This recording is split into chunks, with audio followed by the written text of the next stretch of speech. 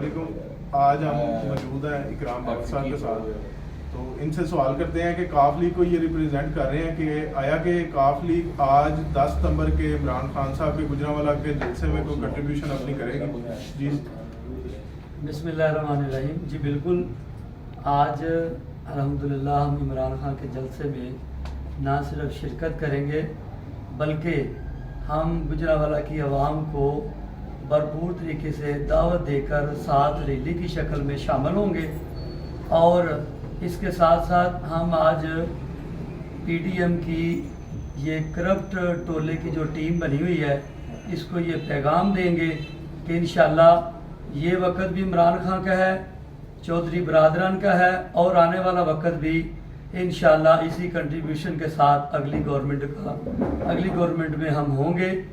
اور اس کے ساتھ ساتھ میں اپنی گجرانوالہ کی عوام سے اپیل کرتا ہوں کہ یہ حقیقی آزادی کا جو ایک سلسلہ جاری ہے یہ نہ صرف سیاسی جدوجہد ہے بلکہ یہ حقیقی آزادی کے لیے ایک جہاد کی شکل اختیار کر چکا ہے.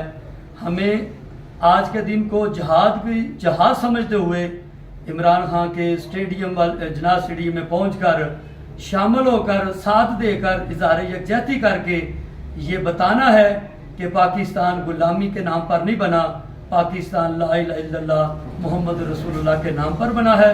ہم کسی کی غلامی قبول نہیں کریں گے.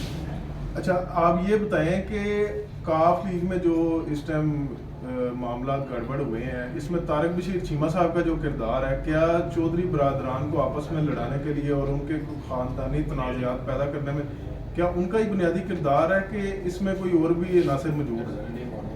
جی میں سمجھتا ہوں کہ جو آپ نے سوال کیا ہے اس میں ہم سے زیادہ تو شاید آپ احباب جو میڈیا والے ہیں یہ بہتر سمجھتے ہیں.